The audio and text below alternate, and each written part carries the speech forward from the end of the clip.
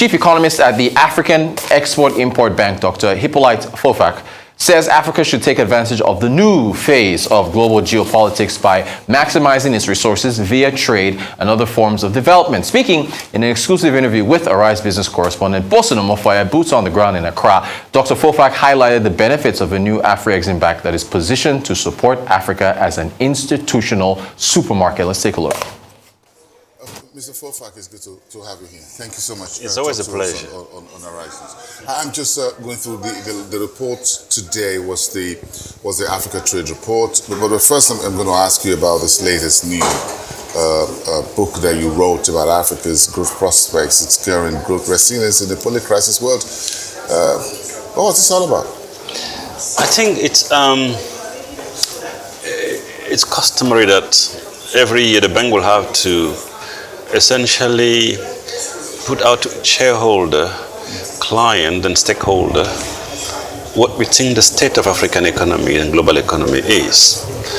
And we do hope that through this report they have a better assessment of risk and opportunity within the regions, within our member countries.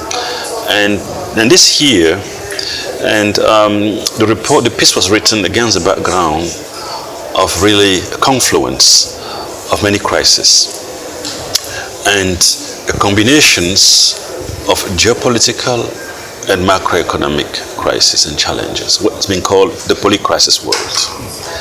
And what we saw is that as systemically important central bank attempted to really address rising inflationary pressure, which reached record high, consequence of what we call macroeconomic policy malpractice. And so remember, for many years, for many months, it was said that inflation was transitory. It turns out it was not. It was more structural and transitory. And so those policy malpractice actually fuel inflations. Perhaps we really don't understand how inflation really works or the nature of the current global inflation. We've never seen this type of inflation before, have we? I think for many years we had a model whereby globalizations put downward pressure on good prices. You could actually manufacture at low cost. On that just-in-time supply chains, keep costs low. You manufacture a good in Asia and ship it to America at minimum time, in terms of time, geography, but also minimum cost. That kept price very low. Then what happened during COVID, and before that, the trade war? China and the United States. Exact. Actually weakened the foundation of globalizations in terms of this positive spillover effect, in terms of downward pressure on prices. That's the first thing. And then the COVID-19 actually created another dimensions, the disruption of supply chains. In other words, access to goods became a constraint. And of course, then the Ukraine crisis, as these supply chains were being normalized, the geopolitics kicked in. We saw that another round of geopolitics, exactly, different from what we already know with the Russian invasion of Ukraine. That seemed to give us a different geopolitics we've never seen in recent years or decades, isn't it? Exactly, perfectly right. But part of that is that is occurring at a time where there's what we call great power rivalry. And that makes things even more difficult and uncertain, especially in terms of the durations, in terms of scale. We're focusing on Russia, Ukraine, but something else is happening in Asia between the US and China. So it reflects what is happening globally, not only in terms of trade, but increasingly in the monetary space. As you know, the sanction imposed on Russia and other countries have actually triggered the push for multilateralizing the reserve currency system. So, Africa was now floating the new AFCFTA, for example, at a time of crisis on top of crisis. So, With the new Africa Trade Report, where does that leave the continent with this new 2.5 years of AfCFTA down the line and what the Afreximbank has been able to do over the past 3 decades? Are you prepared for this new global horizon? In fact, I think if you look at the history of Afreximbank, and I think President Rama actually articulated this very well yesterday, how, in fact, even President Nana Akufo-Addo, they both articulated this very well yesterday, how the bank has become so systemically important. And President Nana Akufo-Addo actually congratulated and commended the bank for the effectiveness of its counter-cyclical response. I think the bank has actually, through its counter-cyclical support, help mitigate global shocks, but also accelerate prosperity during upturn. So mitigate risk during downturn and then boost prosperity during upturn. The bank has done that very well.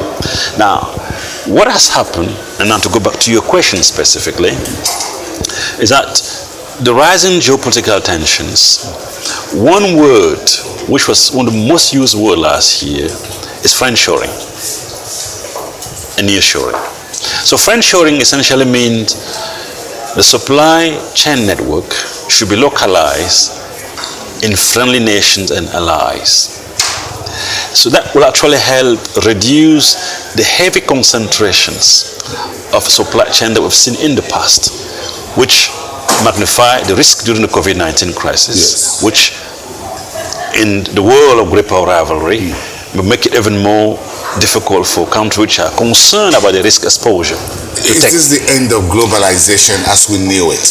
In fact, I think before we get to that, we believe at Afreximbank that what is happening in terms of realignment global supply chain stuck by geopolitical tension and risk. It's a risk in the short term. We saw that growth decelerations, but it's also an opportunity for Africa. In part because as we reduce the supply chain concentration, global value chain concentrations, Africa, which has been marginalized, actually has a great opportunity to actually integrate global value chains not as supply raw materials, natural resources, but as supply of value-adding input. Now, combine that push for nearshoring and friendshoring with the fact that we move toward the African Continental Free Trade Area Agreements, which even before geopolitics has actually proven that the potential in terms of competitiveness, in terms of productivity, are quite significant. And you know how the bank did some preliminary work on this in terms of estimate, suggesting that it could actually boost intra-African trade by more than 110%, with most of that manufacturing, most of that be in the manufacturing space. So we're not letting good crisis go to waste on the continent. So we could have breakfast in Washington and dinner in Beijing, in a manner of speaking. That's what you're saying. Yes. Where Africa is right now, maximizing the best of the two worlds, West and East. And that's what we have to do. And not just because it's good economics, it's good politics, but also because it's actually environmentally sound. Think about it. For decades, we've taken raw material. Let's take Nigeria. You take crude oil out of Nigeria, go and refine it in the Gulf of Mexico in the US, and bring refined petroleum back in Nigeria. What are you doing? You're actually multiplying the carbon footprint by 2. Now, if you manufacture within the continent and then ship what ought to be exported outside, you cut that carbon footprint significantly. So given Africa geographical locations, the center of the world, here we are, we're actually going to not only help or take advantage of what is happening, as you said, but globally reduce the carbon footprints as we integrate the world differently. Let me conclude with you with just about the first half of the year. What does the second half of 2023 looks like to you in the short to medium term into 2024 as far as Afreximbank is concerned, looking for new horizons in terms of assets that you have to support various sovereigns and private sector across the continent? What's your outlook? I think, as I said earlier, as quoting the President Professor Benedict Rama, I think the bank has become, as we said, one of the most systemic important financial institutions within the continent. And the banks actually, in that capacity, have been playing on so many different layers. We are into trade finance, short-term revolving. We are into medium to long term, essentially focus on trade finance only, will be essentially supporting the status quo. So if you look at the bank strategy, we've actually moved toward export diversifications, which will significantly help boost African trade.